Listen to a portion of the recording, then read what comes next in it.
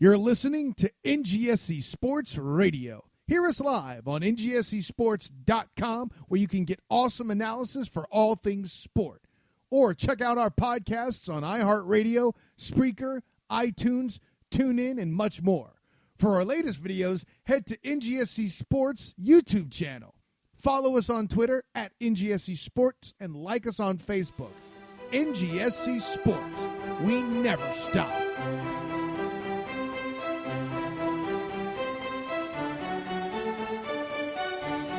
I mean, she does have some junk in her trunk.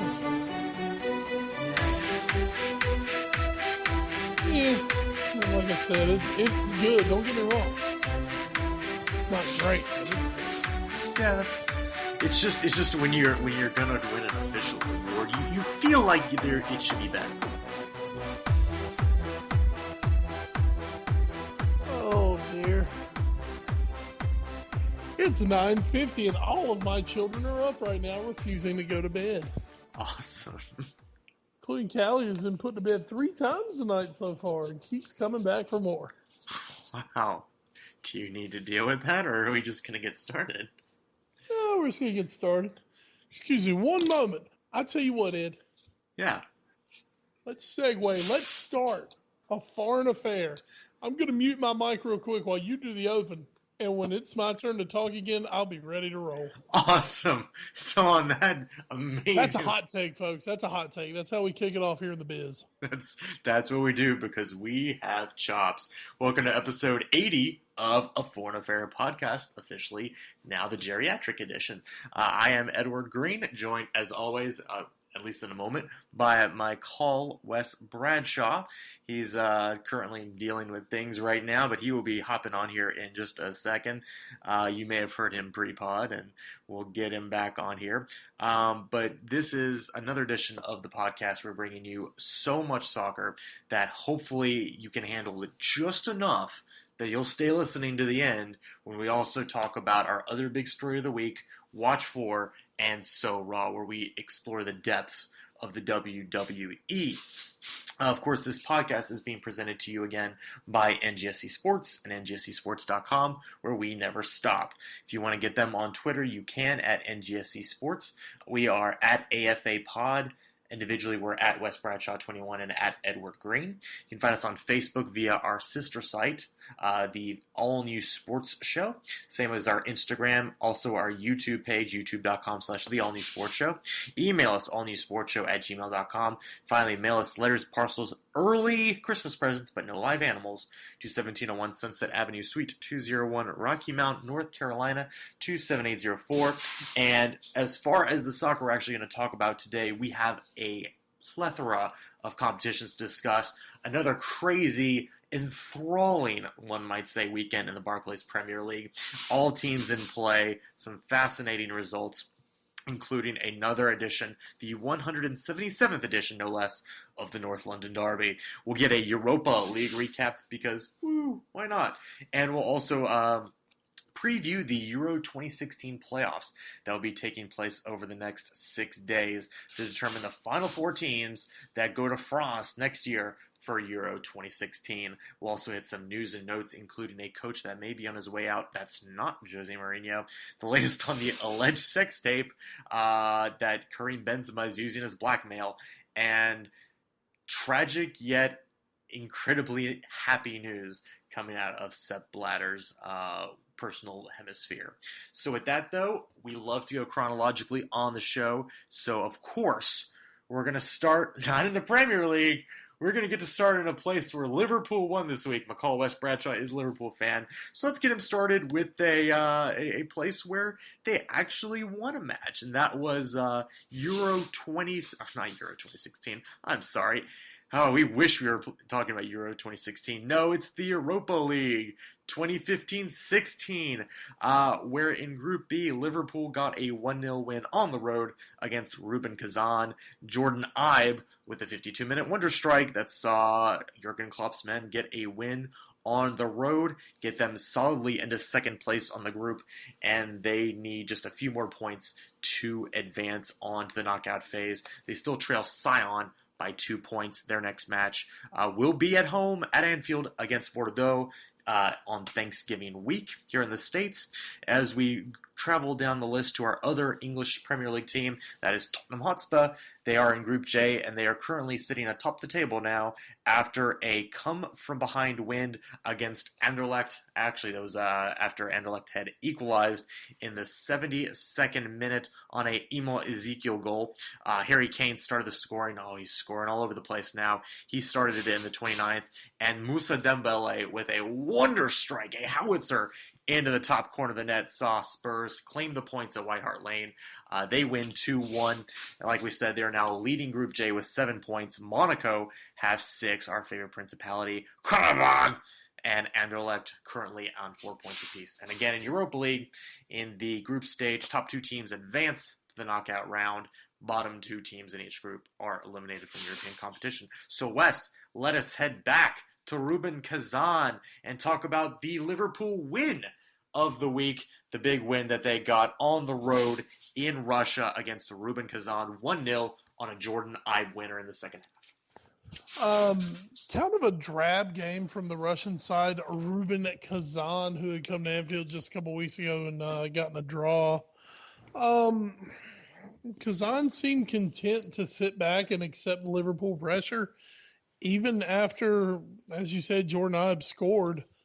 Rubin Kazan never really came out of their want to sit back. So therefore, Liverpool ends up with a 1-0 win. They definitely needed it for Europa qualifying. If that is so, their plan is to qualify for Europa, which of course it would be with Jurgen Klopp. They sit on 6 points. They're definitely in control of their own destiny. Still a very good chance to win the group. Sion will be the next one, and then they end it with Bordeaux. No, flip it. You got Bordeaux first. I'm sorry. You're right. I'm very sorry. Bordeaux and then Sion to end the group. So Liverpool, I believe, still in a very good position to win the group. And they once again played with a little bit of that moxie, a little bit of that swagger, which had been missing in the group stage thus far. One thing about Liverpool, I mean, they look like they're enjoying their football at the moment. Mm-hmm. And, you see a little more sharpness in each game, a little more understanding of what they're trying to do. Once we get to the Premier League, we'll talk about the problems they're having. Yeah. So, excuse me. But I don't think the problems are so much coming from an inability to do what Jurgen Klopp wants them to do. Right now, the problem is turning into live bodies who can play. Yes. That's where Liverpool are suddenly running into problems. We'll get to that a little later. But good win for Liverpool, and they are still definitely in the running to win the group. Yes, if Liverpool win out, they will win the group, and that does matter. Group winners will be seeded against group runner-ups in the knockout phase in the first stage, so important there for seeding purposes. One thing you did mention, Rubin Kazan's sort of lethargy, even after going down and an inability to kind of come out of their defensive shell, which is very surprising considering right now Kazan stand on 2 points, are 4 points back of Liverpool for just second place. So I feel it's a bit odd that they wouldn't go with a little bit more impetus, knowing that they needed at least a point to kind of stay sort of in the running in this group. Obviously, if they get a win over Sion in this next week, they still have a shot, but that could be a tall order against the current group leaders. But we'll have to see what happens in a couple weeks' time for the Russian side. As for Tottenham, I was very impressed with how they came out. This is another match, unfortunately, in Europa where they have conceded late, but this is one where they were able to respond. They didn't respond well against Anderlecht, losing that one on the road. They gave up a late goal to Monaco in their second match of Europa group stage play. But this one, Moussa Dembele, who Maurizio Pochettino has just hooked up to the rejuvenation machine and is getting the most he can out of him right now. I believe that's actually 4 games in a row now Dembele has scored. Well, this was the 4th one in a row. What I also liked about this match, though, was even though it was at home, Wes, the fact that they had come off playing a somewhat frenzied game at the end against Aston Villa just 3 nights earlier, and so playing on a Monday night, then playing on a Thursday night, and also then knowing you were going to have to play in a North London derby on Sunday. To get a win here against a team that had beaten you just 2 weeks prior, I think says a lot about the strength of character, especially considering Anderlecht equalized with less than 20 minutes to play in the match. Well, absolutely. And, much like we just said about Liverpool, I think right now Spurs are really, really enjoying their football. And you can see it in their belief on the pitch. They have multiple opportunities to – they could have just said, well, this isn't the big match that matters, whatever.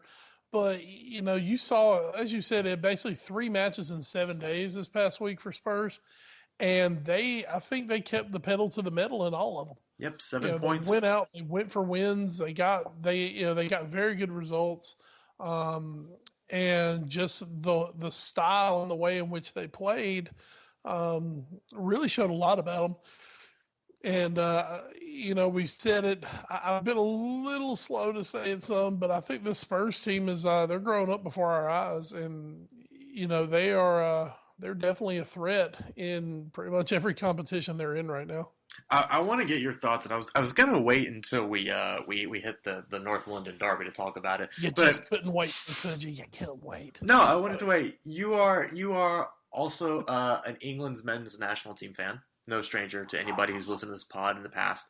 I want to get your such an expat. Yes, I want to get your thoughts, because someone that you talk about Spurs growing up right in front of our eyes. Someone who's really almost sort of epitomizing that is Dele Alli, 19 years old, played at MK Dons last year, and is now just sort of making a home for himself in that midfield here for a top Premier League side. As sort of a guy who will also be pulling for this guy as he puts on an England kit now, what are your thoughts on Dele Alli? Obviously, still a lot of room to improve, but as a 19-year-old, this is a kid who is already showing some chops here to play at the highest level. Right now, what we're seeing out of England is a very good young crop of players. Overall, yeah. They're no golden generation. So gold, they couldn't win shit. But anyway, it's a very good crop of young players. Of course, you're sitting Dele Alli. You look at another young guy who we don't even think is being young anymore, but Raheem Sterling, Man City. Jordan Ibe at Liverpool. Harry Kane's still a young guy. There's a lot of youth in the England setup right now that are having success domestically, which that's kind of been a problem for England. Has been that England have been having to field teams over the last 5-6 years who, outside of some superstars, are guys who don't even really play that much for their own team. It's just, they're English and we have to play somebody. But you're seeing a young crop coming through that they're breaking into the first team of good teams. Liverpool, Spurs, Manchester City, Manchester United. These guys they're breaking in early, and it's not only helping their clubs, but it's also going to help the national team. The one thing about Dele Alli, and I will say this, not to temper expectations for Dele Alli, but I say this also about Jordan Ibe. One thing that can happen in England is that England can eat their own. Oh yeah, we almost thought it happened to Harry Kane. We almost thought it had happened to him. Yeah, they're very good at eating their own. When you're playing well, when you're in form, they love you. You're the second coming of Bobby Charlton. You're the great Messiah. as soon as you have a bad run of form, you're garbage. You're not even worth, playing in the championship to them anymore. England fans are a very fickle lot. Also with Dele Alli, here's one thing we're gonna need to see the second half of the upcoming season for Dele Alli to see how it keeps going. Because you think about it, I mean, we've said this before. This happens in basketball, happens in baseball. Let's just compare it to starting pitching in baseball. That first time through the order, holy crap, he just dominated everybody. Second time through the order, he's going to have to make his adjustments because other teams are going to adjust to him. Oh, yeah. So, that's going to be another key coming up after January is, what rate does Dele Alli continue to play at? Same for a guy like Jordan Ibe. How are they going to continue to play? Are they going to stay at a high level? Or, are they going to not so much fall down, but more take a baby step back just because, guys have seen, these managers who there's a reason they're high paid managers, they're going to have more of a chance to game plan against you the next time. So it's going to be interesting to see how Dele Alli does. But right now, man, I mean, you can see the talent. You can see this. One thing I like about Dele Alli, it's like he's got this like charisma that just shines through. It's like he's one of those guys, you pick him out very quickly on a television screen. Yes. And I can only imagine it's much more even evident in person. But, he's a guy that you pick out quickly and you follow. And you can tell this kid has something special. It's just in England, and this is a Tottenham player as well. Everyone remembers Paul Gascoigne, Gaza, who was supposed to be the greatest technical English player of all time, and the pressure absolutely crushed him. So that's what we got to keep an eye on. No, you're right. And so we're going to be keeping a track of that. And hopefully with Nabil Bentaleb, Brian Mason coming back, they can play him more on a rotation and sort of ease the burden to help him out through the rough stretches this season. But it is exciting both for club and country to look at. All right, let's head now into the Premier League and let's get your Premier League recap. It was on Saturday. Had some good matches Saturday. This wasn't exactly one of them. Manchester United do stay in the top four in the table with a win against West Brom.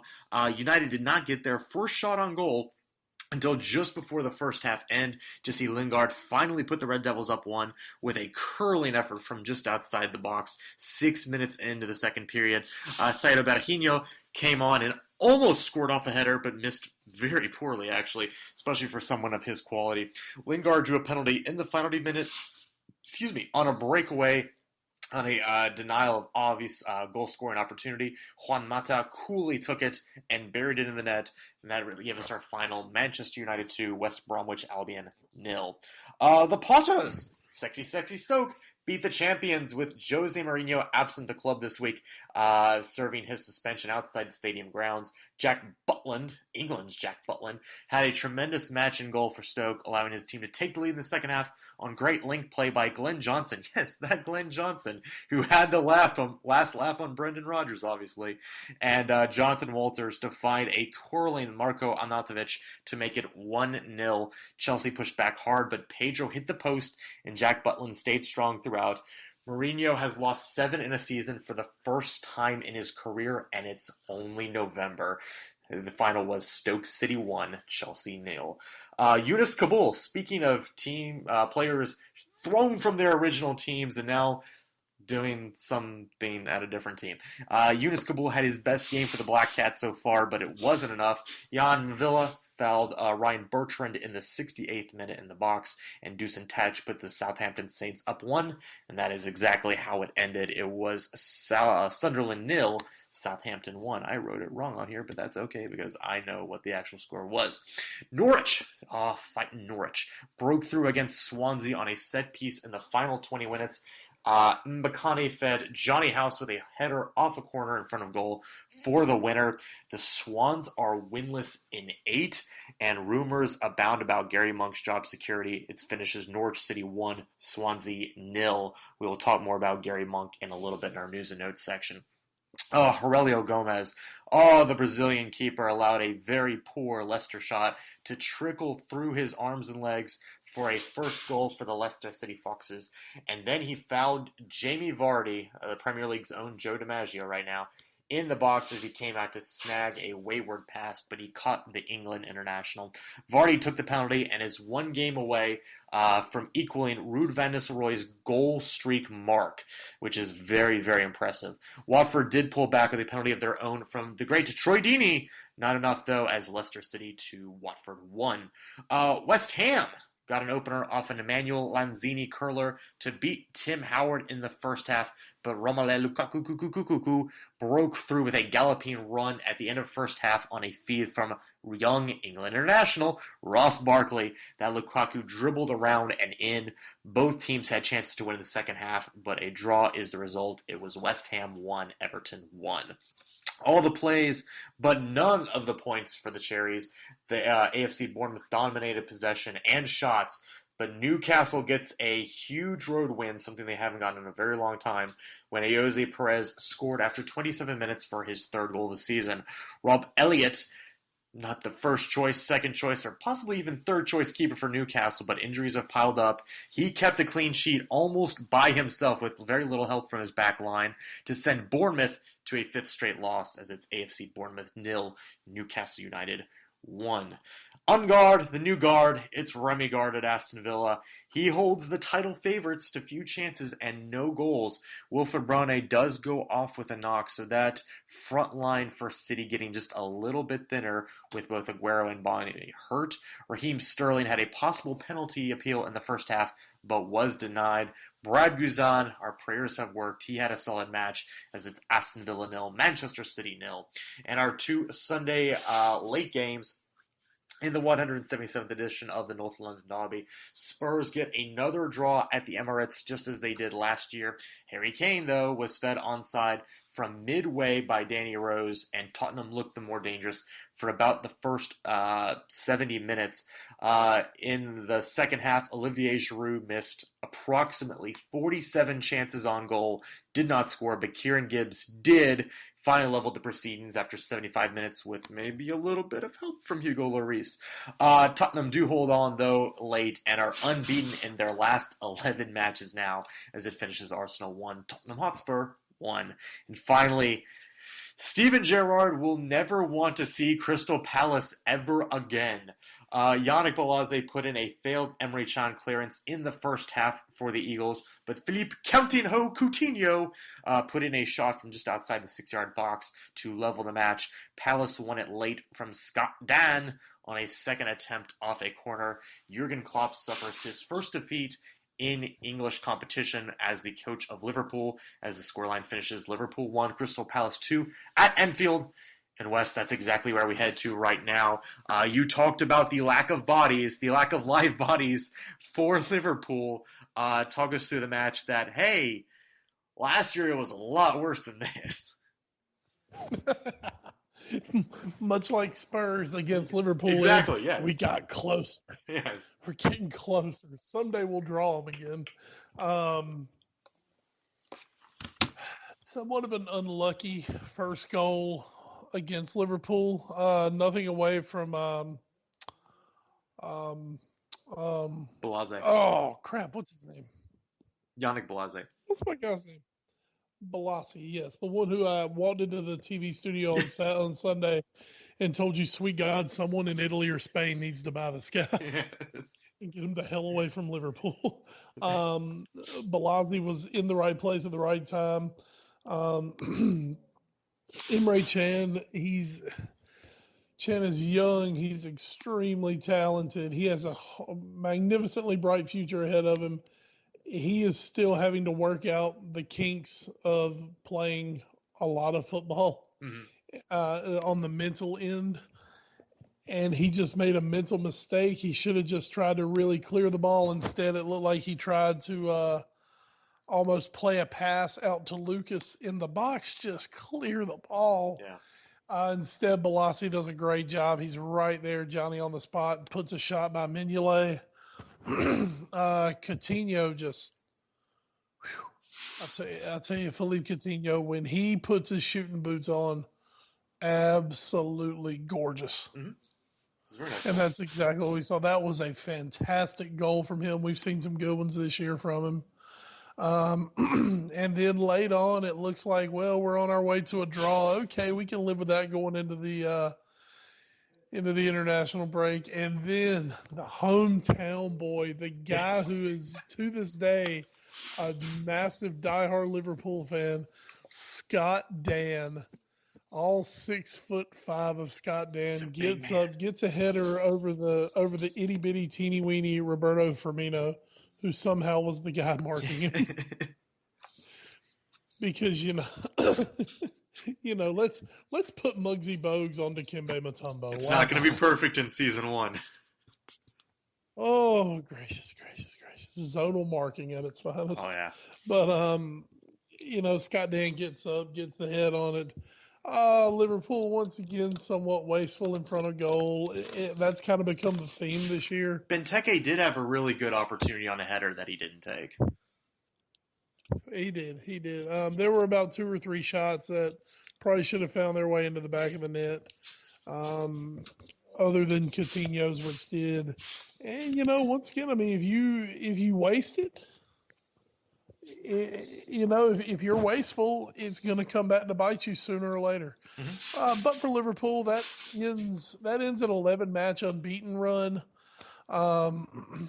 Palace are a team that have given Liverpool problems over the last few years. Of course, you remember the even worse than last season's loss, the 3-3 draw to Palace, which basically doomed our title hopes 2 seasons ago. Yes. So, it has not been an easy team for us to face. And Palace got us again. Nothing else you can say at the end of the day.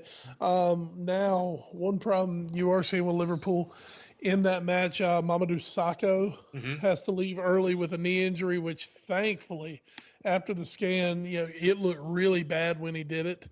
No torn ligaments. So they're hoping he'll be available after the international break with just some rest. Then coming out of it, we hear that Jordan Ibe has picked up a knock in the match.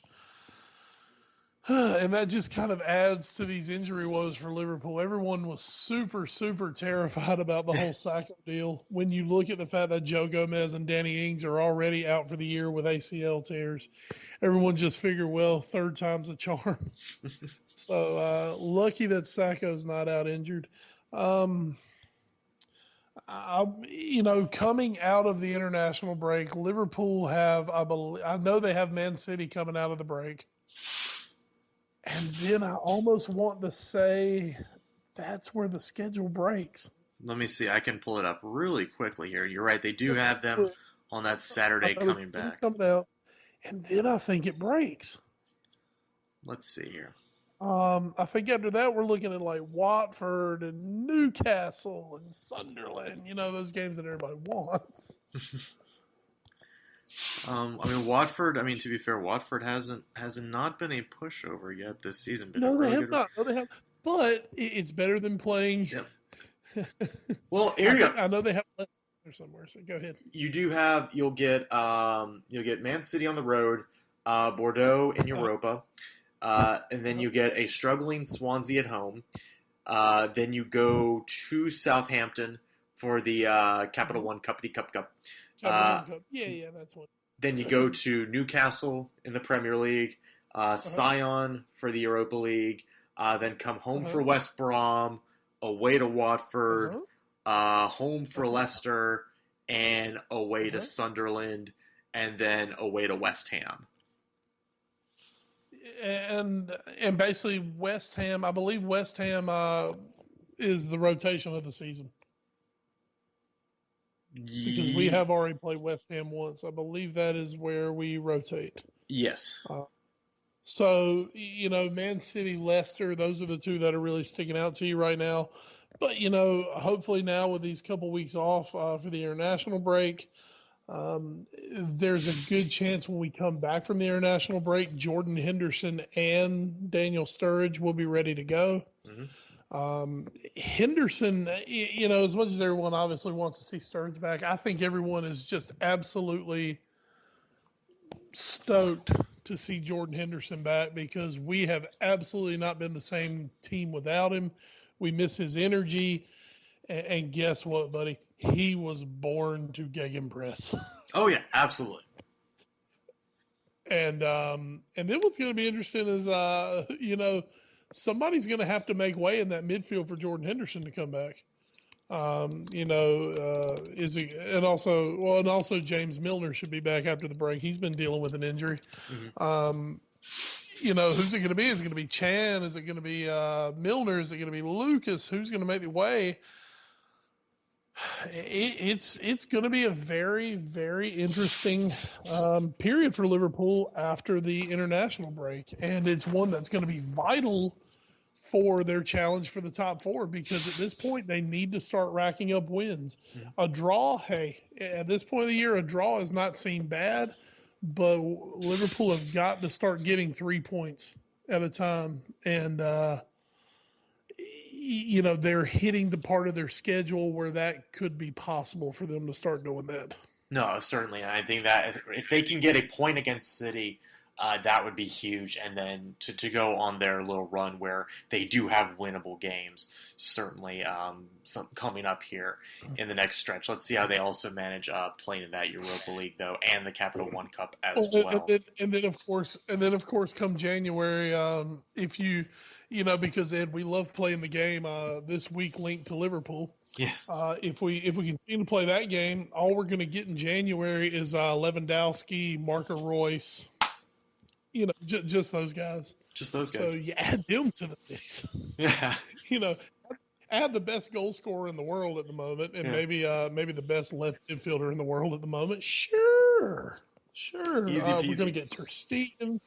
And basically, we're going to replace about a good third of the starting lineup in January. There you go. So here we go. It's an easy way to do it. We'll see. Yeah, we'll see how that goes. We'll start talking a lot more transfer news once we hit sort of December as the month draws near. Let's shift back over now to the Emirates, where Spurs really put on a fairly nice display for about 70 minutes against Arsenal. And like we said, they once Kieran Gibbs was introduced by Arsene Wenger as a substitute late on, he started becoming a little more dynamic. On the positive side, I think the thing that kept getting brought up, Wes, was both managers can take positives away from this. Both managers can take away negatives from this.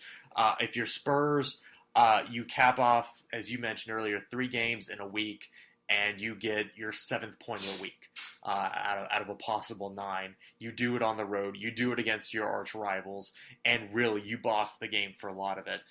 The downside is you could have killed it off. There were chances to get that second goal. Credit Peter Cech for not allowing that second goal to come, and then you just sort of lost that defensive shape a little bit in the final portion. But a great job in holding on. If you're Arsenal, you were crap. You were absolute crap. Olivier Giroud missed about 80,000 chances, as we mentioned earlier, that you just don't expect to happen very often from him. But you got a point. You got a point in what easily could have been a loss. So I think going to the national break, you had to at least get a point from your arch rivals at home, and that's what they did, and especially the way those first 70 minutes went by. I think Arsenal at that point have to kind of take it. Obviously, though, an opportunity missed with City not able to get a win against Aston Villa, an opportunity missed for Arsenal to go top of the table. So that's my opinion. It's still good to see a lot of the young kids out there, a lot of them playing in their first derby. I mean, we're so used to Harry Kane now. This was his first match for Tottenham at the Emirates. This was his first North London derby over there. So this is still a growing thing for a lot of these teams. And again, it sucks to drop points. It really sucks to drop points, especially when you still see that gap is 3 from the top 4 right now, and knowing we could be right in the thick of things. But damn it, Wes, I keep buying into this team, and I'm just waiting for the other shoe to drop. I don't like this. I don't like being happy so much about a Spurs team. This isn't natural. But they're winning me over every single week, and as frustrating as it was to give that goal late, I will take the positive outlook on getting a point out of the Emirates. You sound very, very Roger Benitian. God. Old Uncle Raj. No wonder I'm losing my hair. That's it. You're totally using your hair for that. I mean, what we're looking at here is, it's a Spurs team, and I mean, we not to rehash what we just talked about with the whole Europa deal, but as you said, I mean, these are guys who, in all words, they're popping their cherry, at the Emirates, and that's not an easy place to go play, especially when you're playing. I mean, here's the thing: you're playing an Arsenal team who, in the league at least, has been in very good form. And to go out there, like you said, there was a lot made about Liverpool. Well, they looked tired after a while. They looked tired from the trip to Europa. Well, you know what, Spurs kind of had the same deal, but Spurs didn't back down from it, and I give them a lot of credit for that. Into the long week, they could have easily taken a loss to Arsenal. If they lost 2-1. I don't think anyone could have been too pissed off at them with the road they had this week. Right. But I found it extremely pleasing. If I was a Spurs fan, I'd be extremely pleased to get the point out of there. Yeah, and now Mauricio Pochettino in his 3 league games since coming over to Spurs against Arsenal, he's taken 5 points out of 9. So that's not bad, and he hasn't lost to them in league. So that's a pretty good return. But let's because we've talked already so much about Spurs, West. Let's take an Arsenal shutter viewpoint from this for a second. This is, it is a rivalry game. It's huge. Tottenham are an up and coming team. But I still feel for whatever reason, this is an Arsenal team that with the quality they have, they should beat Tottenham at home, especially. They should beat them, and they didn't. And for the first 70 minutes, they didn't look all that interested in even playing. Now you could go to the Champions League loss against Bayern. Did that wreck their confidence? Losing 5-1 like they did at the Allianz. I don't think that was it, though. I really, especially the way, most people are treating, well, if Arsenal go out, there wasn't a realistic chance they were going to win the Champions League anyway, so let's get out of Europe and just concentrate on the Prem. If you're going to do that, though, you absolutely have to put your best foot forward in a Premier League match. And this is taking off my Spurs-colored glass here for a second. As a neutral, I mean, the commentators even said during the match, for about the first 70 minutes, Spurs had the entire length and breadth of the park to play with. There was times where Spurs were in the attacking third, and the Arsenal defenders were playing 5-6 yards off of Eriksen or Ali or Kane or whoever had the ball. And it was, to me, it was just bizarre that they would play such a, not laid back in terms of, passion, but laid back in terms of how hard they were pressing on defense. It just struck me as very weird. It was just one of those matches, man. Sometimes with Arsenal, you never know. But also, here's the thing with Arsenal. Arsenal are they've got so many guys who are just so talented and so good with the ball at their feet that sometimes I think Arsenal can be accused of kind of coasting through matches and laying back when maybe they're not. Maybe it's just, guys like Ozil and, Santi Cazorla, who, by the way, did not have a good game the other day. Apparently he was suffering from flu-like symptoms going into the match. Kind of surprising he even played. But, guys like Giroud and Sanchez, they're very smooth players. So sometimes it just looks like they're not giving you full effort. In the case of Ozil, he's not probably. To be fair, I will give him. Ozil was probably their best player. Sanchez was crap. Oh, Ozil has been fantastic. The guy has, for as much as Jamie Vardy is scoring in every game, Ozil's assisting in every match. Yeah, 10 straight. Ozil's just been fantastic, and I hate to admit that. Yes. He has been just fantastic this year. I believe he's already got 10 assists on the season, which may have actually been what led the league a year ago. No, I think you're right. Yeah. Yeah. So, he's been fantastic. Arsenal are playing well. Let's say, definitely give some credit to, Spurs for getting the draw, but don't forget, you're playing an Arsenal team that is just playing absolutely fantastic football at the moment in the Premier League. Yes, in the Premier League. Very important to make that denotion. So we'll see how the return leg goes. It was a 1-1 draw at the Emirates last year. Actually, Spurs scored in the first half. Arsenal scored in the second half last year, and Spurs had to hang on for dear life. And then, as we know, Spurs got the 2-1 victory at White Hart Lane in the second half of the season. So let's see if that happens again. I would very much enjoy that. All right, Wes, let's go 3 for 3 for 3 more matches here and taking just a little chunk out of every one of them. If we head back to Villa Park for Aston Villa 0, Manchester City 0. Not going to talk much about the game. Whatever. It's a 0-0 draw that City really should have done better in. But what I want to talk about is Wilfried Bonay going out. He had been pretty good deputizing for Sergio Aguero. Aguero hoped to be back this week. We'll see if he comes back. But you mentioned Liverpool having injury issues, and while I think they're much more significant, I think City up front is getting just a little thin. Now, obviously, they still have Raheem Sterling. They still have Kevin De Bruyne. And others, but I think as far as pure strikers, I think they're getting a little thin, and maybe that could hurt their title race chances, at least for the immediate future. Mm-hmm.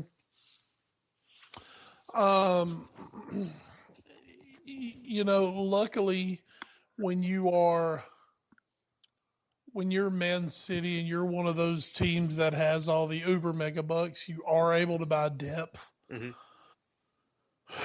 Man, injuries are the great equalizer. Mm-hmm. Yep. And when everybody starts falling, eventually you can only carry so many guys on your roster.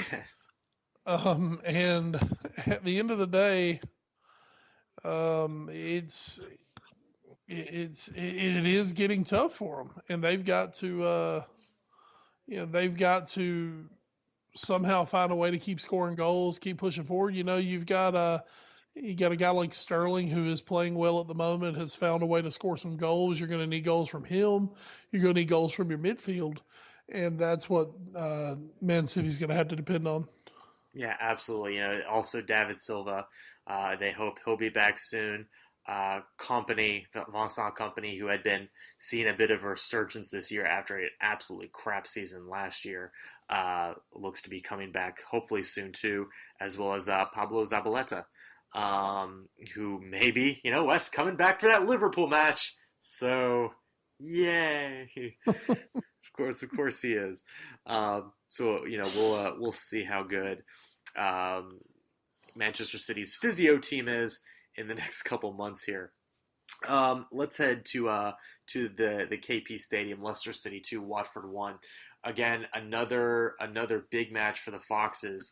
And at some point, Wes, I feel like at some point this season, and I know I've used this because this is just this is just becoming a great cliche now. It's going to become just like we thought of the New York Mets, Washington Nationals NL East race this season. Every time we'd say, well, it's May, it's June, Washington's going to turn around, they're going to overtake the Mets, and that'll be it. And we just kept thinking that even up to August, and it just never happened. Do you think the same thing? Everybody hates Matt Williams. That's true. Oh God, yeah. Except for Arizona, since they just rehired him today as a third base coach. But we digress. Of course they did. The bigger point is Leicester? Are they the New York Mets? Are we gonna wake up, in mid-April one morning and say, "Oh my God, Leicester City's still sitting in fourth place. What the hell?" I'm gonna tell you, one thing that's gonna be, I think what maybe their make or break is going to be January. Yep. What is it we say around the trade deadline in baseball? Are you a buyer or are you a seller? Yes. Traditionally, and of course, the Premier League much different than baseball because you have traditional money powers who kind of rule everything, and no one ever actually trades anyone. Mm. Leicester, they've got about 3 guys, one of them including being Real Madrid's Jamie Vardy. Yes. They've got about 3 guys who are getting looked at, who there are a lot of Premier League teams that would love to get their hands on some of their players. And I'm talking teams like City, United, Chelsea, Arsenal, Liverpool, those normally your big teams. Tottenham is in there with that group. And they're looking at some of these Leicester players who are playing a huge part in what the Foxes have been able to do thus far this season. If Leicester is sitting in that top 4 when January comes, obviously January is your month where you pay premiums for players. Oh, yeah.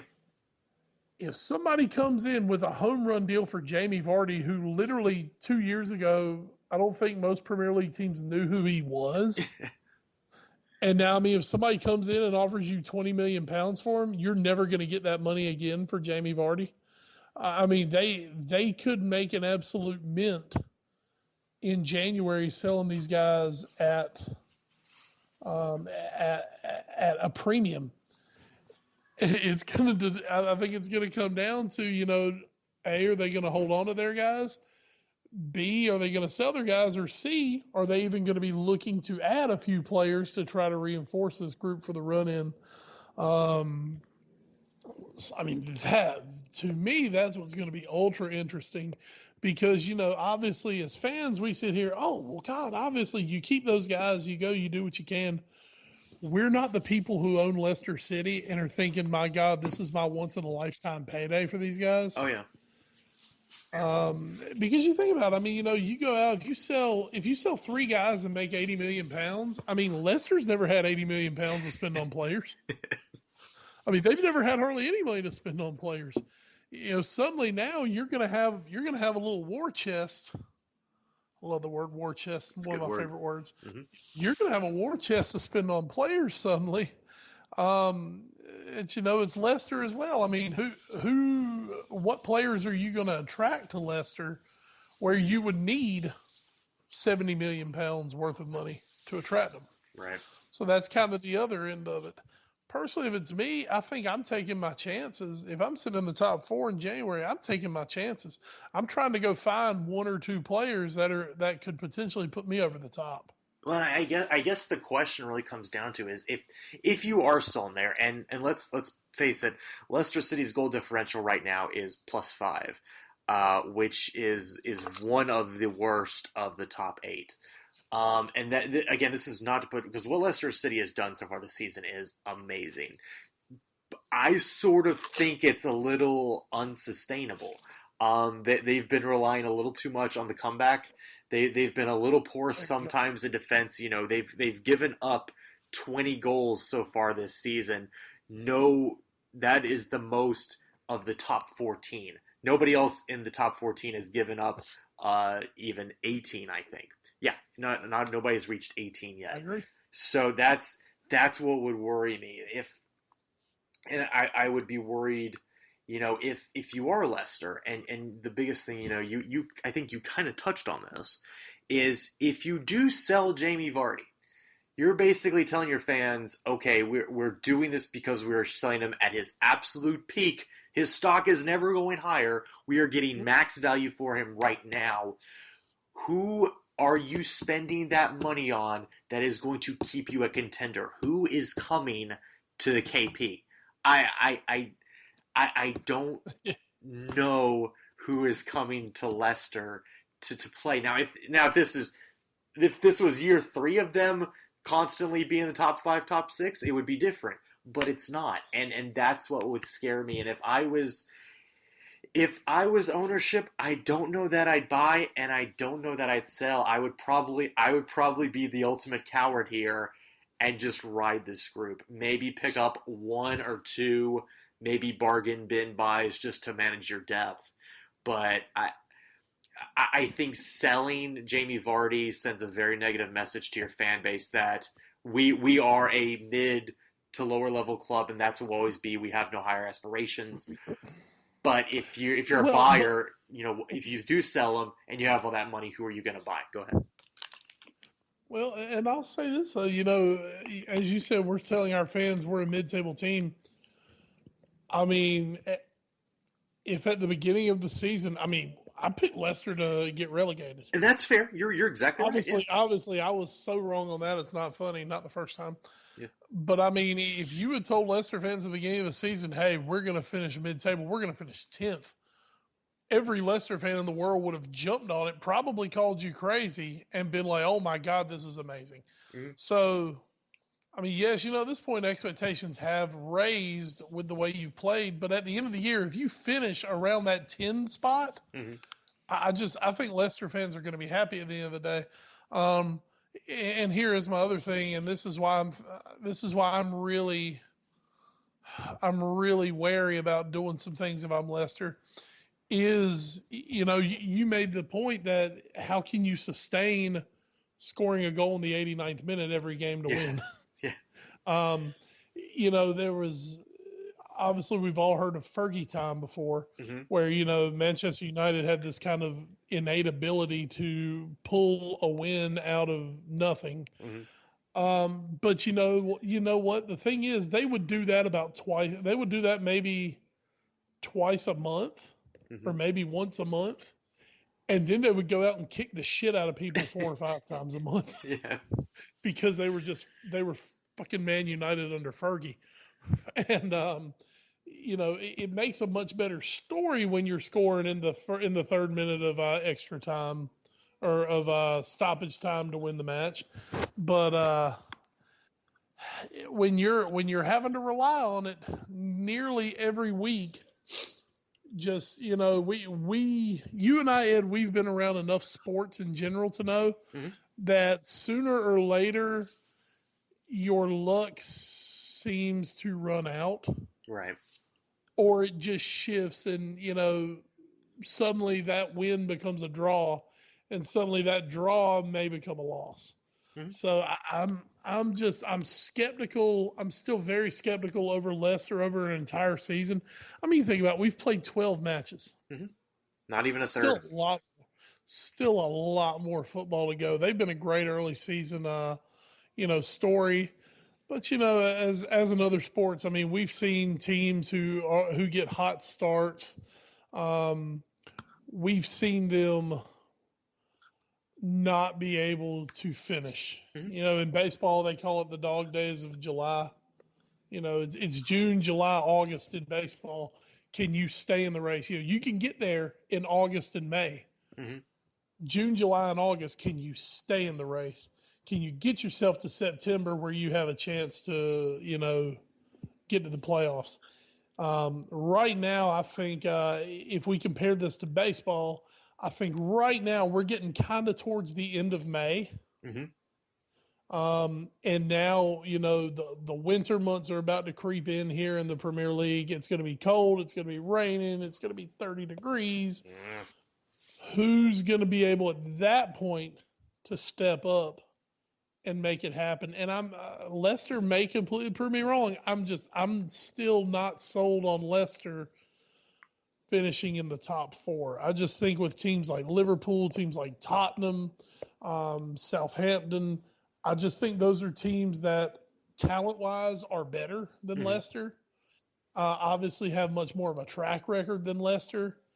And I just, until I can see it happen, I've just got to believe that I still think they're destined for about 8th or 9th. Yeah, I think that's about which is right. magnificent season for Leicester Football Club, by the way. Absolutely. Top half would be fantastic for them. Arlo White would be thrilled. Our third story will actually shift us a little bit into our news and notes, but we'll go ahead and take care of this story now. As mentioned earlier, Swansea loses again, this time at Norwich. And now it seems like Gary Monk is on the verge of losing his job.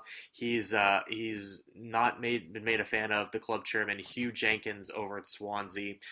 They've in this losing streak they're in. There's been talk that the club wants Monk to make some changes, and he's staunchly been against it.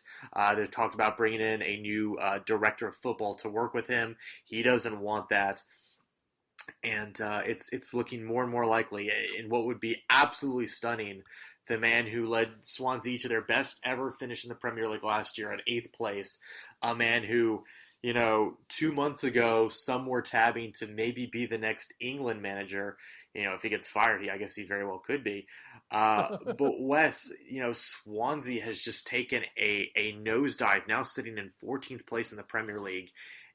But it still seems, to me at least, it seems somewhat crazy, even after this recent run of poor form, that Gary Monk should lose his job. I know board chairmen, I know they can be a little crazy. We have Roman Abramovich in the Premier League. It happens. But I'm very, very surprised that this is happening at Swansea again, with the amazing success he had last year and a good start to this year. That just is, they're currently in a bad run of form is what I think is happening. Well, but here's the thing, Ed. When you're winning, mm-hmm. you can fight with the chairman. You can be belligerent and have problems with the chairman. And when you're winning, that kind of cures all. And, guys will suck it up. Executives will suck it up to be winning. Mm-hmm. When suddenly your form goes to shit and you're fighting with the chairman, suddenly that's where you end up on the chopping block. I mean, dude, I'm going to tell you, if Brendan Rodgers had won more matches this year, Brendan Rodgers would still be at Liverpool. That's true. That's the whole thing. No matter what everybody was bitching about, if he just won more, he would still be there. All Mourinho has to do is win at this point. Yes. I mean, that's truly what it comes down to. You want your manager to get along with everyone. You want good things to happen. You want everyone to be on the same page. But, if you're winning solves a lot of problems. We've said that before. Everyone knows that winning solves a lot of problems. Mm-hmm. So that's Gary Monk's problem. He needs to start winning matches, or he probably will be gone, because if you don't give me a good reason to keep you, and I want you gone, I'll find a reason to get rid of you. Yeah, just stunning the fallout that's happened at Swansea in what seems like a matter of weeks here. That this recent run of poor form again. This is 8 straight winless for Swansea after starting out so on fire. Of course, had that big win against Manchester United earlier in the season, and of course, once again finished in 8th place, their best ever finish in the Premier League last season. Well, let's take now a quick look at the Premier League table to see where we stand heading into this international break. Manchester City still leads Arsenal on goal differential. They are tied on points. Leicester City are in 3rd, just 1 point back. Manchester United 2 points back in 4th place. And Tottenham Hotspur in 5th. They are 3 points back of United. They're better on goal differential than West Ham, followed closely by Southampton, Crystal Palace, Everton, and Liverpool to round out the top 10. In the bottom of your heart, the relegation zone, Newcastle has scratched and clawed their way out for the moment, sitting on 10 points in 17th place. AFC Bournemouth are now in the danger zone.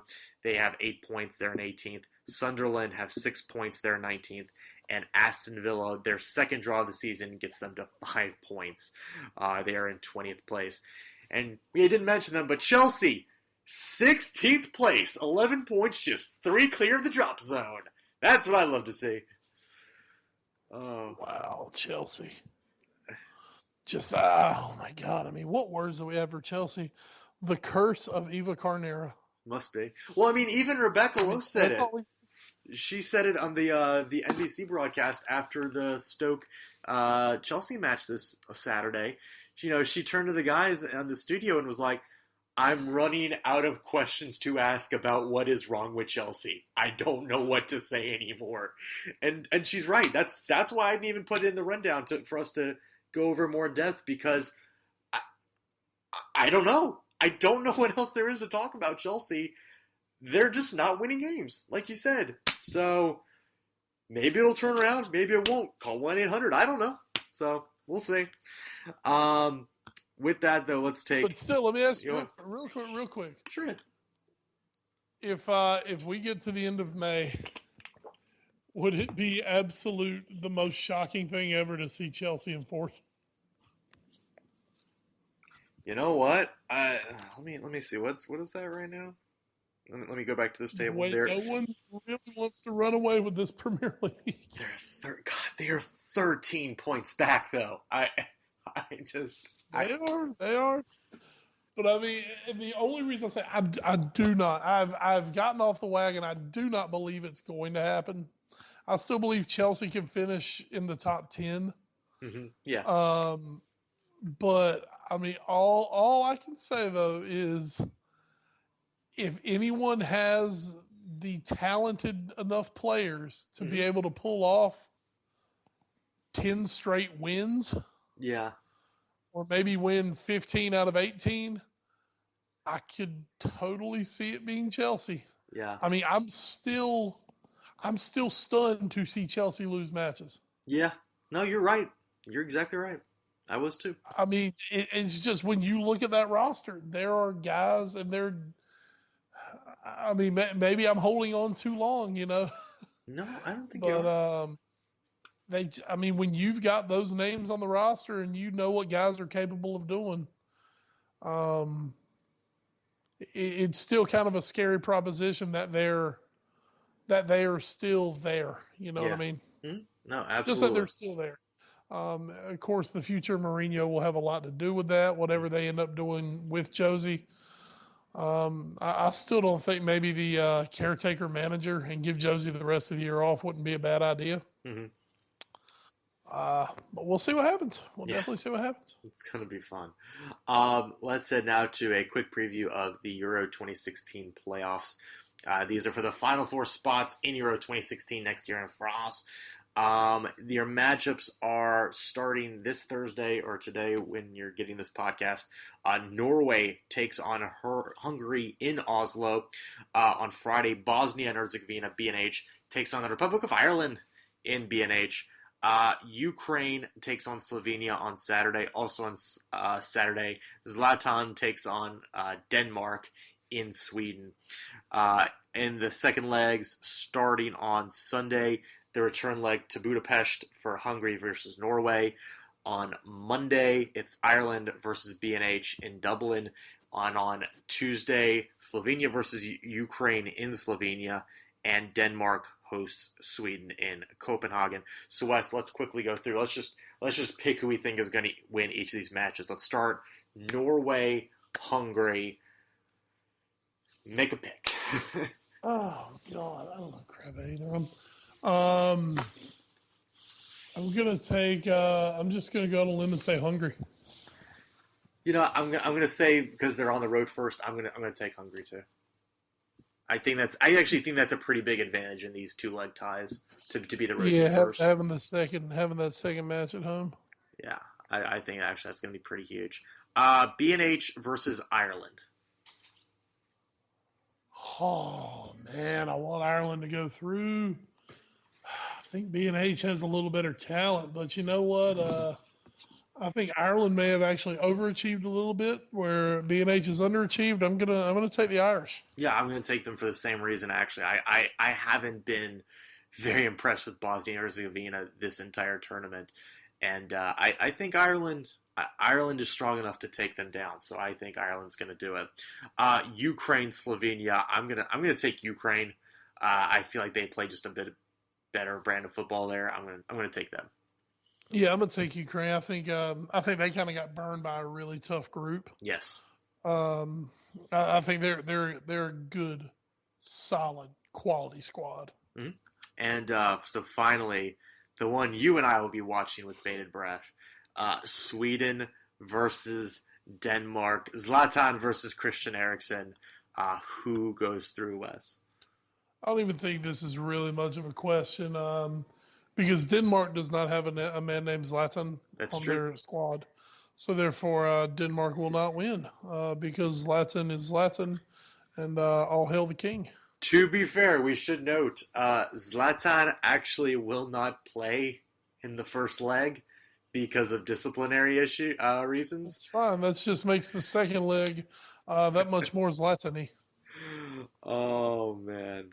Denmark has won their previous trip to a Euro playoff as they beat Israel 8-0 on aggregate. This is not Israel, it's Sweden. I'm going to take Sweden just because I want to see Zlatan, but God help me, it would not shock me in the least if come Tuesday evening we're seeing Denmark go through. I just don't know how good this Sweden team is beyond Zlatan. I really don't, and that pains me. They're wasting the final years of that great man. They really are. Can we just get him a U.S. birth certificate already? Christ. Can't we just say he's German? Sure. You know what? Sure. I'm fine with that. I'm fine with that. Can't we just say he's German? I'm sure right now France would take him, considering the Benzema deal. So. Well, let's get to that right now then as we hit the news and notes section. So again, those Euro qualifiers coming up this week. Last week we mentioned that Karim Benzema might sort of be having a blackmail tape on his fellow French teammate Mathieu Valbuena.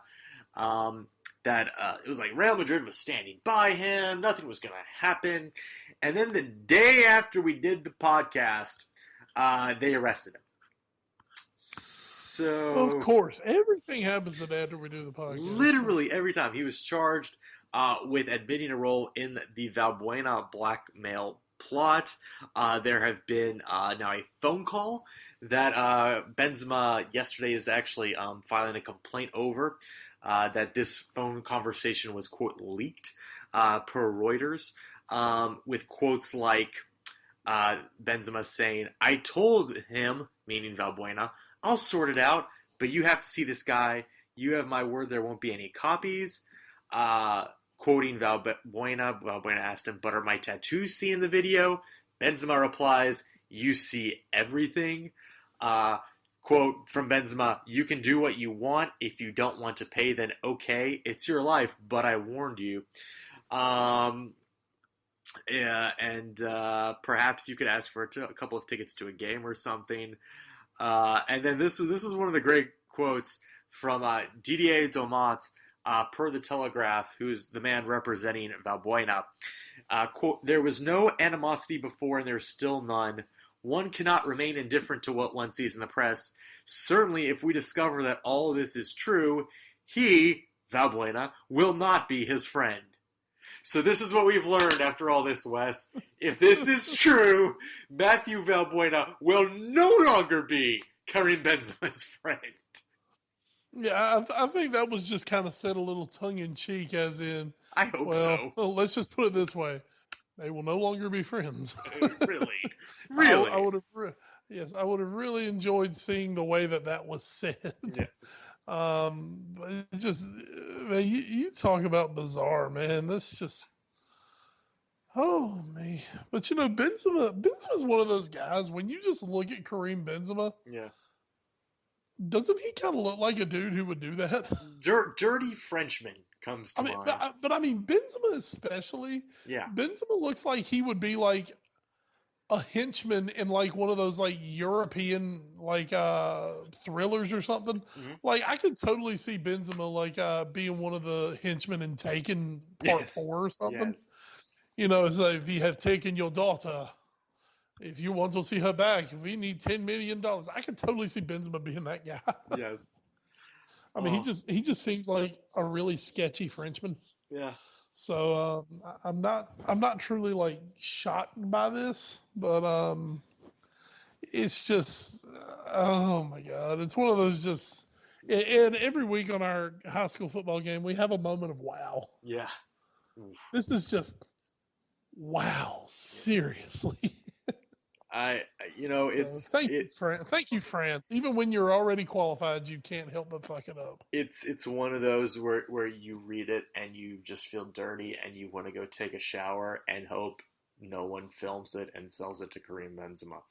I guess the last thing in this, does Real Madrid have any keeper's remorse over keeping Benzema now and not getting rid of him over the summer?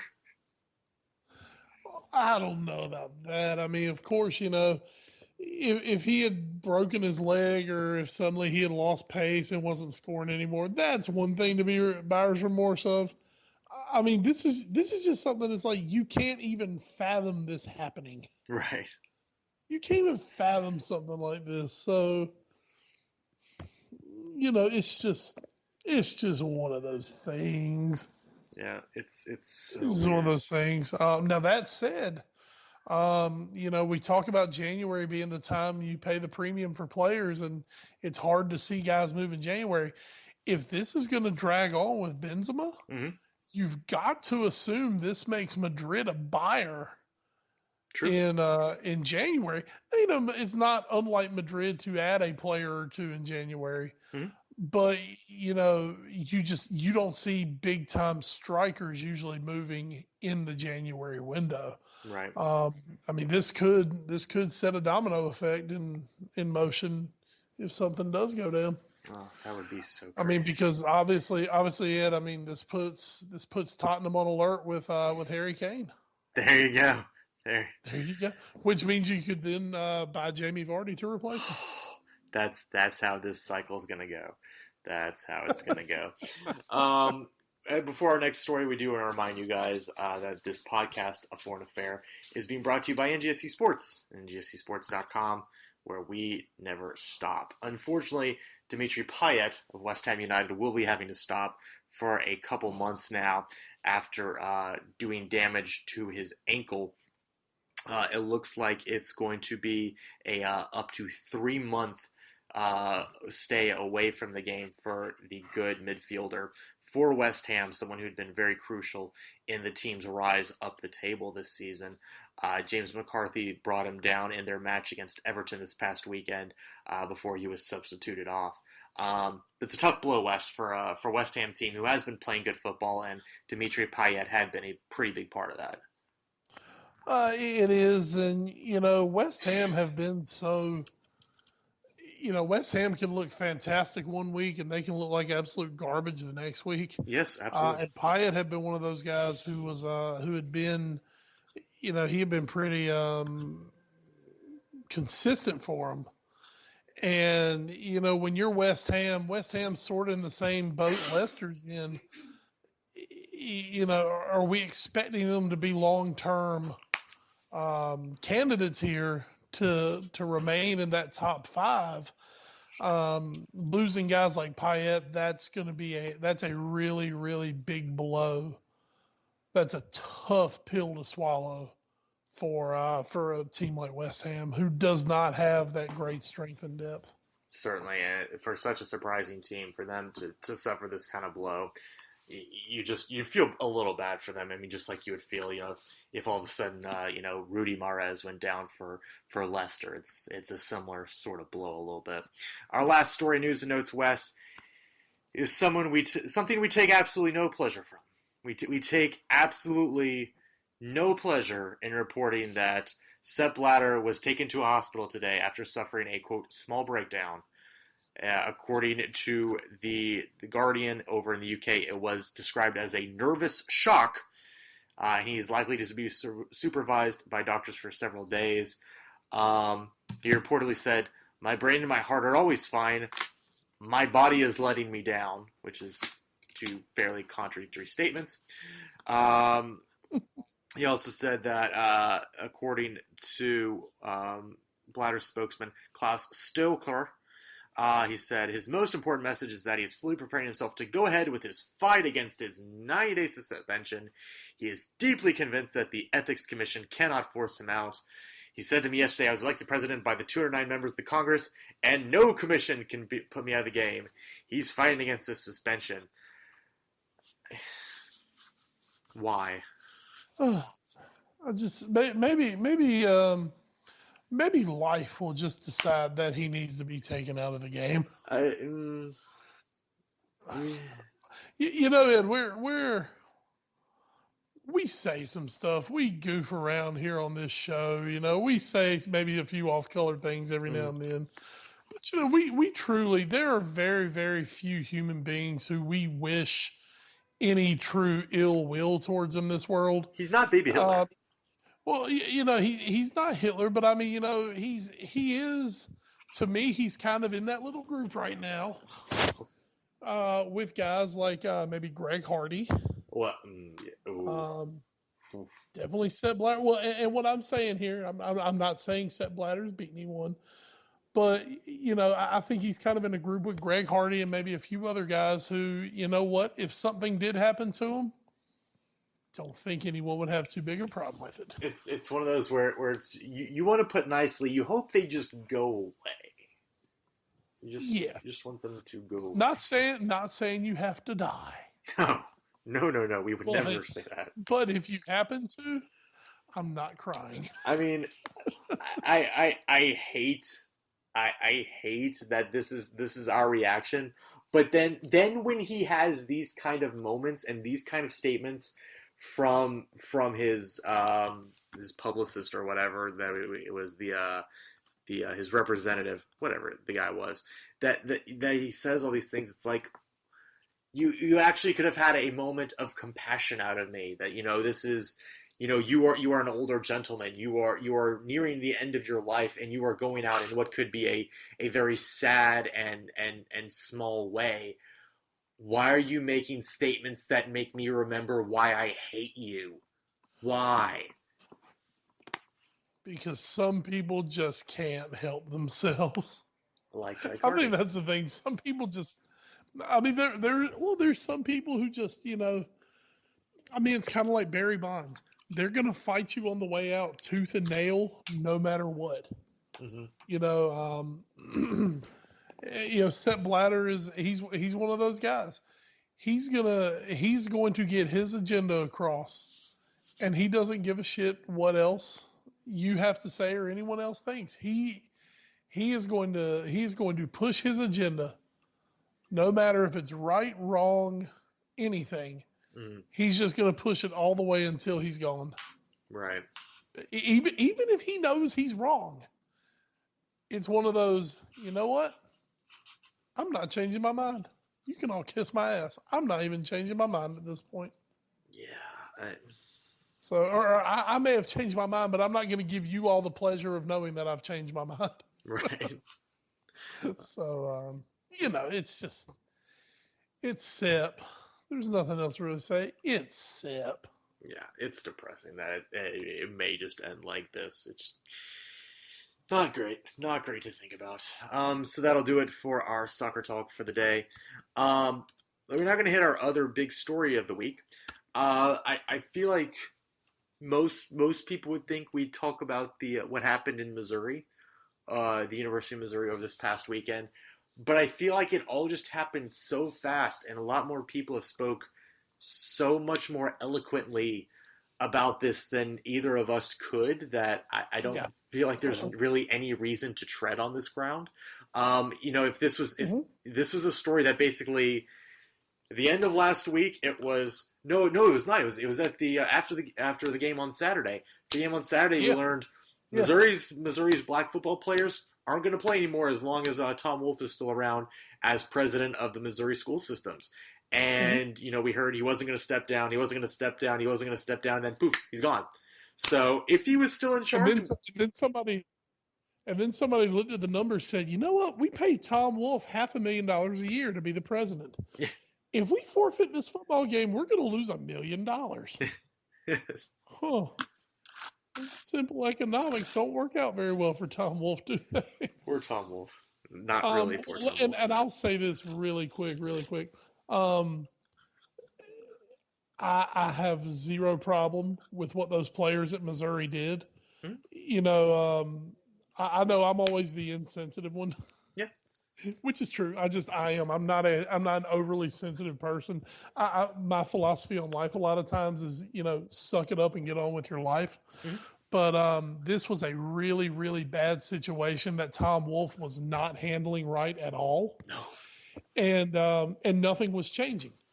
And these young men, these football players, and that's the thing. You remember now, it was football players that did this. Mm-hmm. I mean, they had a guy on a hunger strike. Yep. Who, guess what? He still wouldn't have had a cheeseburger if it hadn't been for these football players. Mm-hmm. But these football players realized that, you know what, they had some power, and that is one thing now that is becoming more apparent is, we've said over the years that players are actually getting more power in the system going on, and now these football players, they realize it. Mm-hmm. Now, here's my only thing I worry about. I think this was for a good reason. Yes.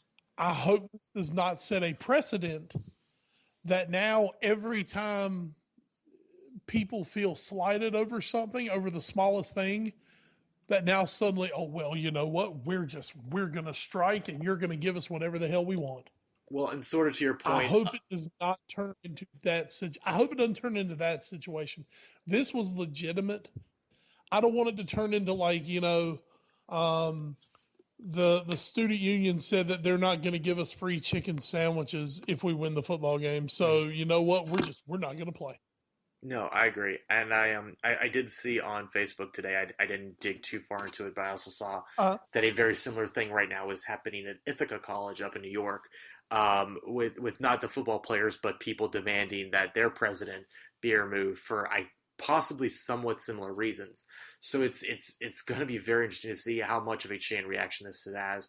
I will say, go ahead. I'm going to say real quick, and it will be interesting on that end because here's the deal: Ithaca don't play in the SEC. Yeah. I don't even know if Ithaca has a football team, and I'm telling you, that is what pushed this. That's what pushed this issue. It was the football team, and it was the money that football team was going to bring in, and it was the black eye that they were going to get because of that on a national stage. And two more quick points. One, peaceful protests. These were all peaceful protests. This wasn't this. This is being very close to Ferguson, Missouri, that the University of Missouri campus actually is. These were all peaceful protests. Peaceful protests by the football players. Hunger strike by the class president. So all peaceful across the board, and the players also had the support of head coach Gary Pinkel. He was in favor of this. So and if that hadn't happened, I don't know if this would have turned out differently. But because he backed his players, that this is how change occurred. So everybody was on board from that football perspective, and they forced their hand there. And I agree. It's something where we hope that this isn't abused, that this is something where people can see when we need to make a change because of the way the racial climate is in this country, change needs to be made. Don't do this because you got burned by a Starbucks cup that says, well, careful, it's hot. Just don't. Exactly. Or because, I don't know, because, you did something. A group of guys did something academically that got themselves in trouble, and now they're just trying to get themselves out of trouble. Right. And that's just totally just hypothetical, but like you said, just don't abuse this. Yes. That's it. I don't have much hope that someone will not try to abuse something like this. Hooray! Faith in humanity restored. Not.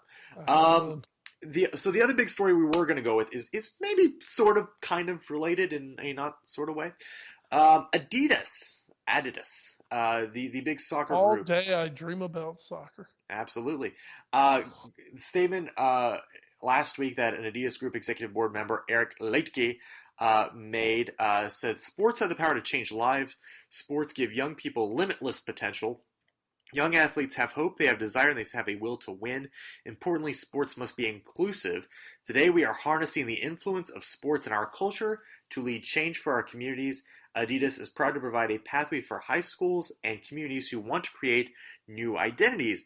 Basically, they are going to provide schools money and help to change their name if their high school has a quote unquote offensive name, like Seminole, or that team in the NFL that plays in Washington, or that baseball team that plays professionally in Cleveland. Those sorts of things. Now, the one thing that was happening is a public policy poll found that 71% of Americans don't think that Washington should change their name. That was in a poll last year. However, the other side, the 29% that do believe they should, was 57 million people.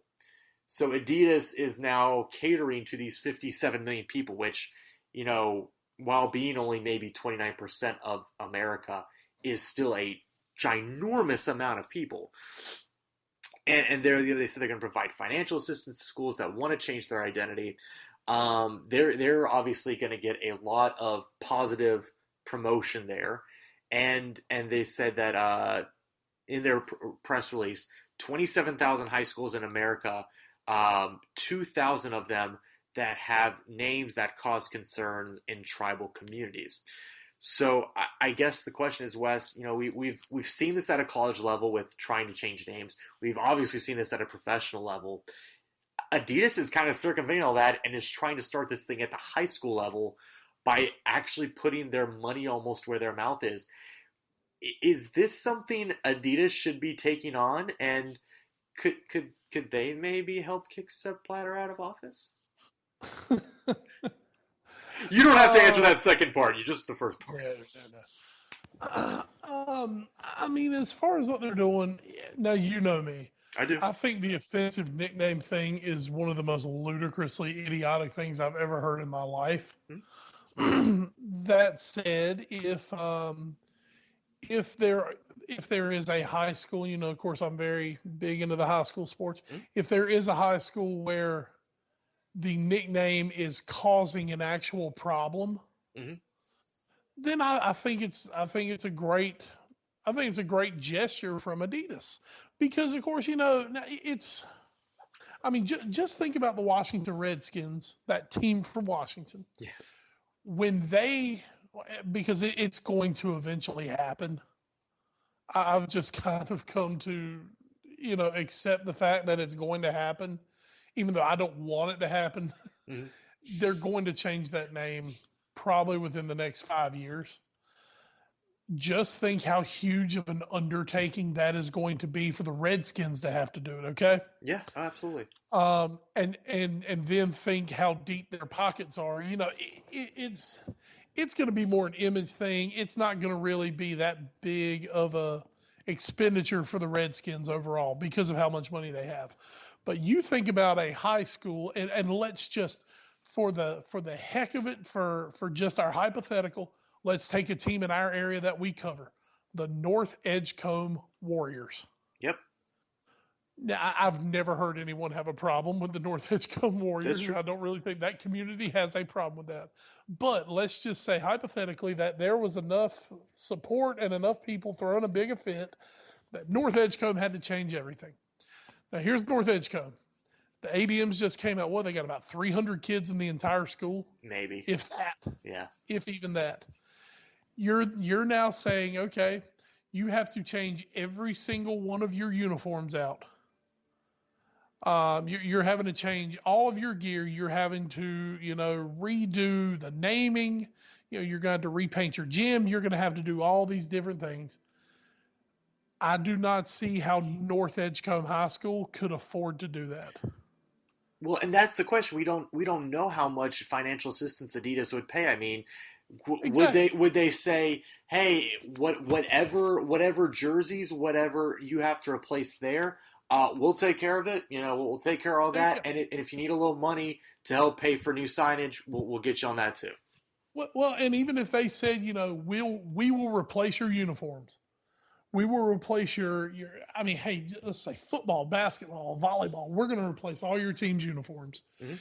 And then, then say North Edgecombe just has to pay to replace their signage. Mm-hmm. I mean, that's going to be a huge, for a small school, a small rural 1A school like that in our area, that's replacing all those uniforms would be a massive expenditure comparatively based to what they have. Right. You know what I mean?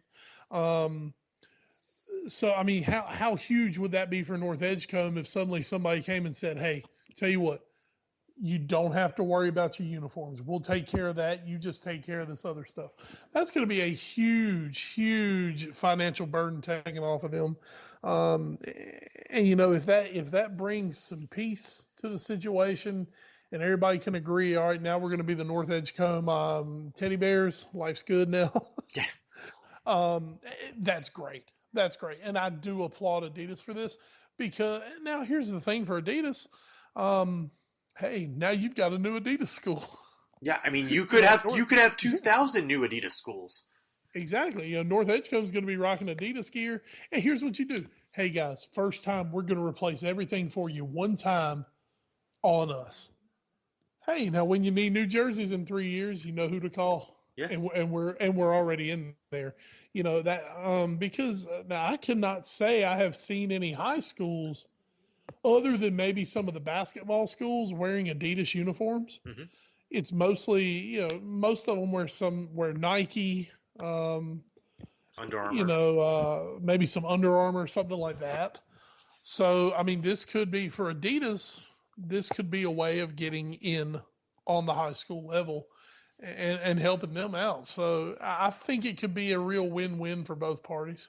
Yeah, and I think, again, while it is a minority, not to use that term in this scenario, but of people that want to see these names changed, I still think it's a huge enough number where any backlash that they would get would be negated by what you're talking about. Like, oh yeah, you have to change your name, but hey, here's a bunch of free stuff. Like, we're Americans, exactly. we can be won over with free stuff. Yeah, I mean, we're going to help you out at least. I mean, Ed, you think about just our area. We've got North Edgecombe Warriors. We've got the Hunt Warriors. I don't think those are the same kind of Warriors. Well, but still. No, you're right. Yeah. I think Hunt's more of like a Roman warrior. Is it? I've never really seen a logo for Hunt. Really? Do they have it on the wall of the basketball? I tell you what. Go watch any of our Hunt videos on YouTube. Not to plug on the show live like this, but I won't watch your interview, but okay. I said any. You can watch one of yours that are on. Jesus Christ. Good point. But go look on there. The logo I have on there is, if you should be able to see it. It's more of a Roman guy. Okay. But you're right on North Edgecombe. You're absolutely right on North Edgecombe. Okay, yeah. I know Manio High School are the Redskins. Yeah. I'm sure a couple down in the Lumberton area are, if I remember correctly. Well, now Lumberton are the Lumberton Pirates, I believe. But I mean, not Lumberton specifically. Yeah. I think it's Purnell Sweat's the Rams. Yeah, they're Rams. Jesus, maybe it's like Fairmont or somebody. I think down there they might have actually been like, hey, we're not going to do Indian names. Possibly. We're going to be the smart ones. Yeah. But it's I give Adidas props on that. But I don't think here in Eastern North Carolina, I don't believe you're going to have the outcry. Right. If you've had an Indian name for 50 years. But I mean, hey, there are precedents for it. Chowan, it's Chowan University, Chowan College. They are now, I believe they're the Hawks now. Chowan are the Hawks. Man, when I went up there on a recruiting trip when I was in high school, they were the Chowan Braves. And I think when they went from Chowan College to Chowan University, I think they kind of got ahead of everything, and they're just like, hey, we're just going to change everything, and we're not going to take any chances. Probably for the best. Yeah, so,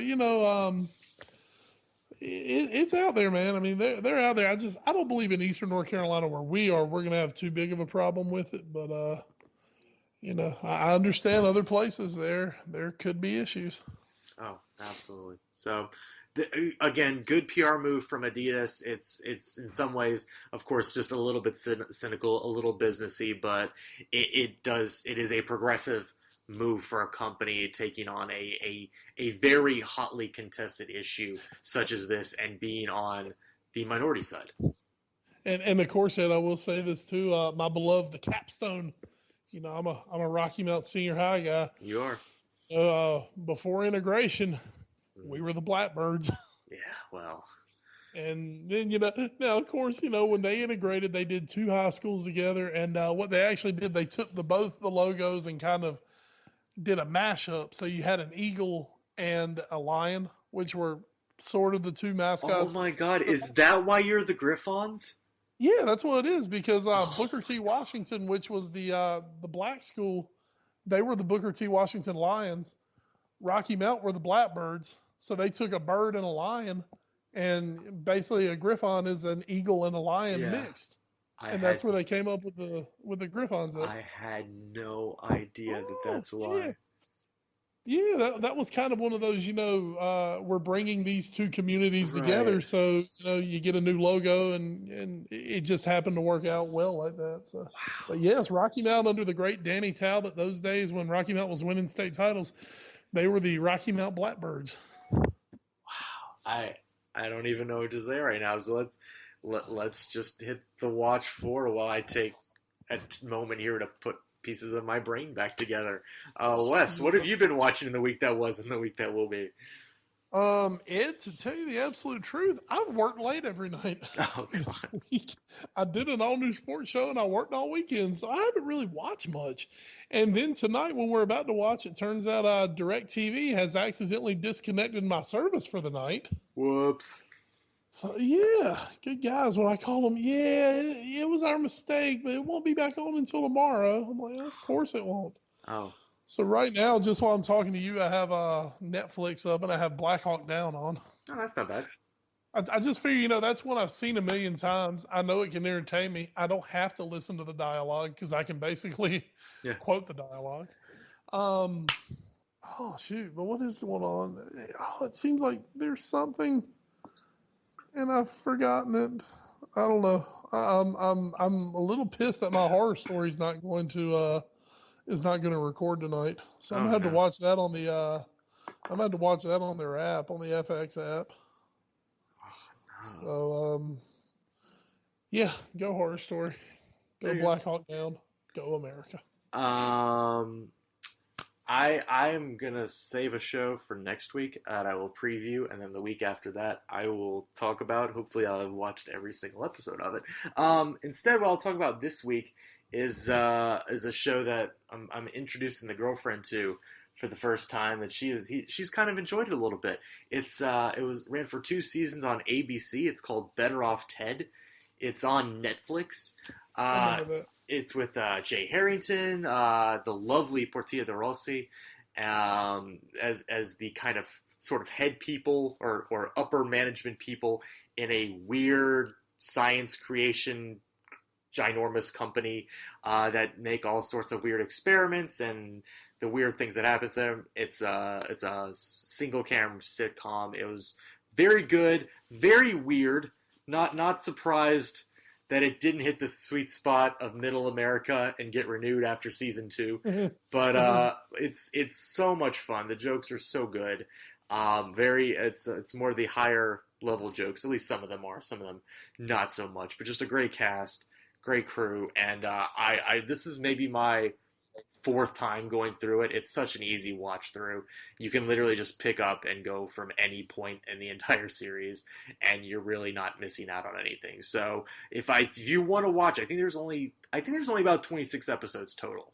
So if you want to binge something on Netflix coming up, go with Better Off Ted. You could do way worse. And speaking of doing way worse, that's not what the WWE ratings are doing, right, Wes? As we get so raw, right? Oh, man. Ed, before we even talk about the ratings, I don't even know if I'm sure you saw it somewhere on my Facebook this past week. Of course, as we always joke, Ed, everything breaks on Thursday morning. Yes. literally directly, within 6 hours of us wrapping up here on the A Foreign Affair podcast, all the greatest, most relevant news ever breaks. Man, I can't wait for Mourinho to get fired in 5 hours. Yeah, seriously. And literally, maybe actually a few hours before we had done the show last week, but it was not widely reported until Thursday morning. The WWE, who was on a European tour last week and into this week, wrestling in Dublin, Ireland on Wednesday evening, was your WWE World Heavyweight Champion and my personal favorite wrestler in the world, Seth Rollins. Yep. And Seth Rollins went to attempt a flip over powerbomb, which is a move you see Rollins pull off now and again. And when he flipped over off of the top turnbuckle, he landed awkwardly on the inside of his foot instead of flat-footed as he usually does. And at that moment, Seth Rollins, the World Heavyweight Champion, tore his ACL, MCL, and PCL all in one fell swoop. It's not good. Not good. Not good. Now, in all fairness to Mr. Rollins, he did, in fact, finish the match. Because, he's Seth freaking Rollins, and he's the best wrestler in the world. So he did finish the match, but after that, scans obviously done. Actually had surgery, today's Wednesday, had surgery on Tuesday down in Birmingham, Alabama, and will be out for the next 6 to 9 months. So, tough week. Tough pill to swallow for us WWE fans, as our beloved world champion, who I say beloved, probably actually the most hated guy in the company right now, for good reason. That's his character. He's a heel. He was over, is out for 6 to 9 months. What does that mean for the world championship picture? Because, of course, Ed, we knew at Survivor Series coming up on November 22nd, we were going to get Rollins and Reigns for the world title. Well, now there's no Rollins. Yeah. So, Ed, it has been announced and actually started on Raw this past week, a 16-man tournament, which will culminate at Survivor Series for the World Heavyweight Championship. Now, tournaments, here's the deal with tournaments in WWE and wrestling. Tournaments can be extremely cool and extremely exciting, or they can be the most, what's the word I'm looking for? They can be completely predictable. And at the end of the day, you're just like, okay, somebody completely missed a really good opportunity to do something really cool here. Your favorites going into the tournament, if you had to pick a final four out of the bracket right now, it would be Roman Reigns, Alberto Del Rio, Kevin Owens, and Dean Ambrose. That's a good one, too. That would be your guess to be the final four. On Raw Monday night, Reigns, Ambrose, Owens all won first round matches, as did Dolph Ziggler and as did Cesaro. There will be 3 more matches on SmackDown, which comes up Thursday night, and that'll conclude the first round. Then I'm guessing on Raw Monday night, they're going to have the quarterfinal matches. Mm-hmm. And then at Survivor Series, which will be the following Sunday, you'll get the semifinals and the finals. The really easy guy to pick to win would be Roman Reigns. Like I said, that will be the very predictable outcome, is that Roman Reigns wins this tournament.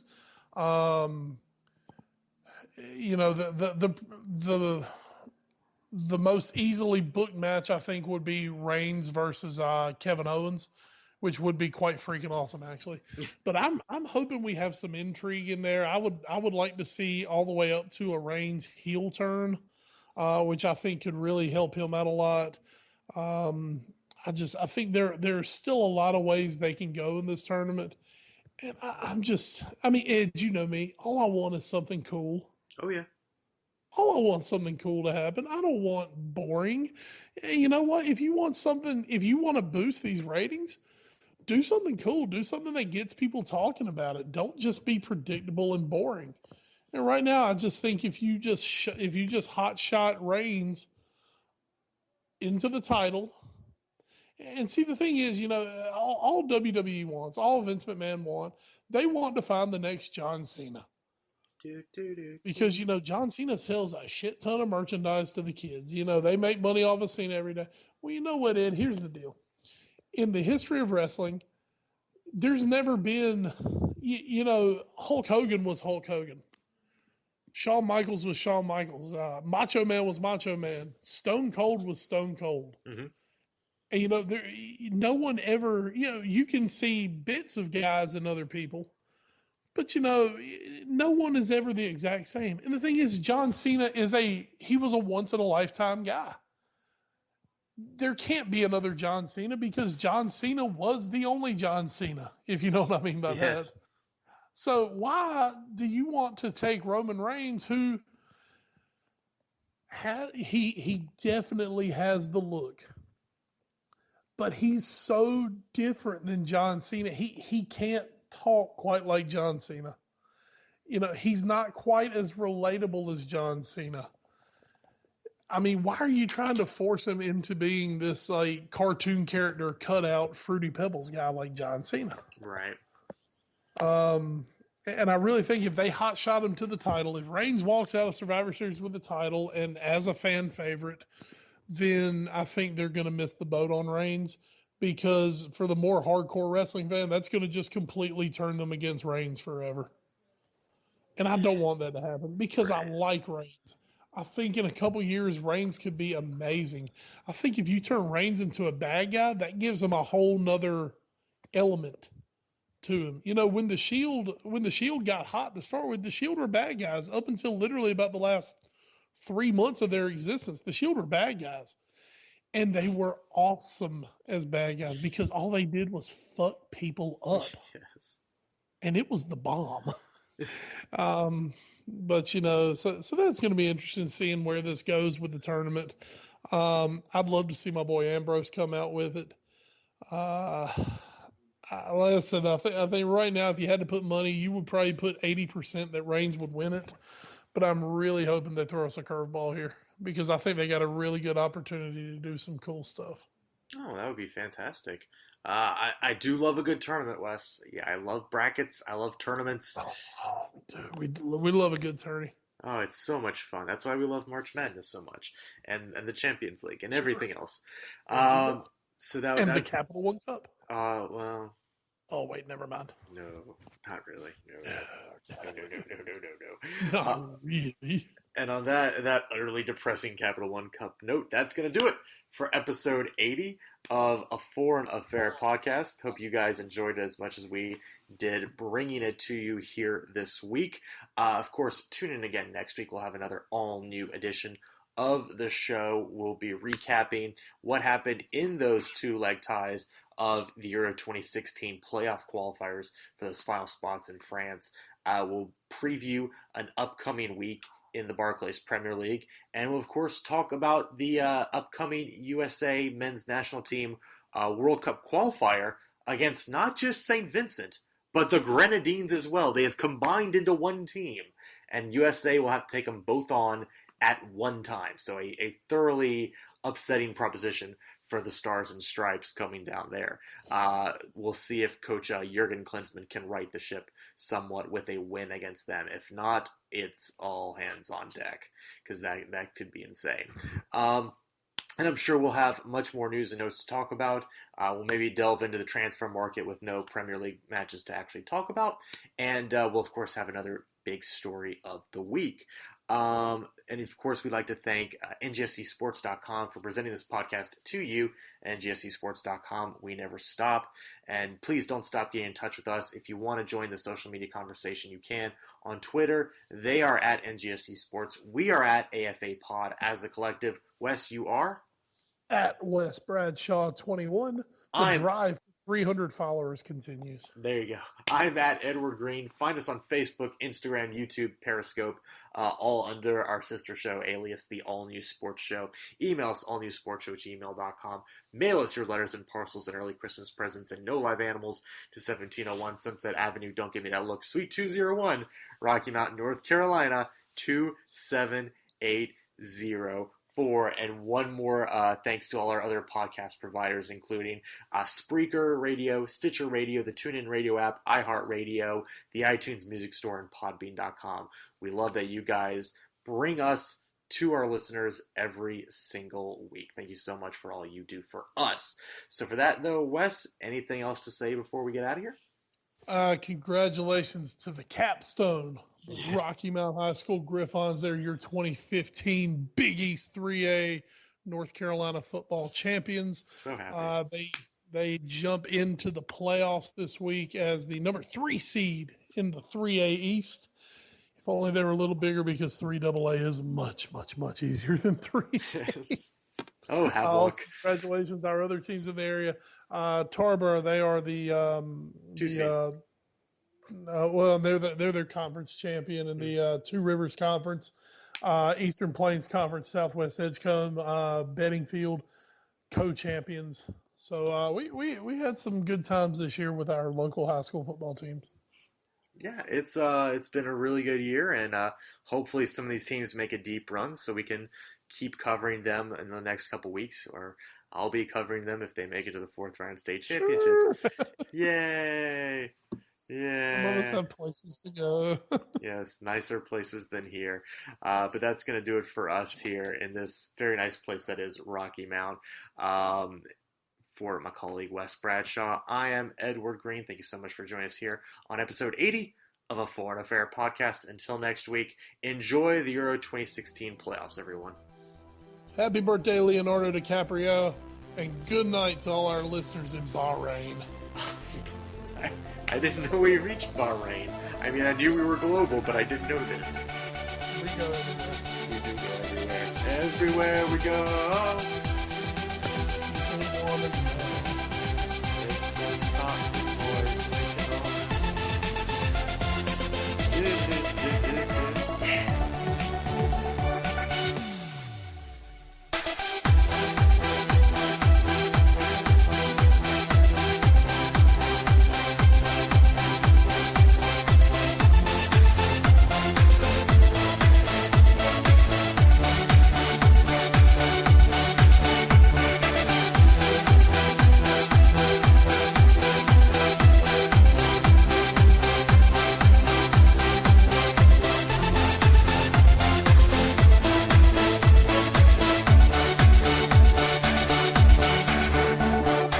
You're listening to NGSC Sports Radio. Hear us live on NGSCsports.com, where you can get awesome analysis for all things sport.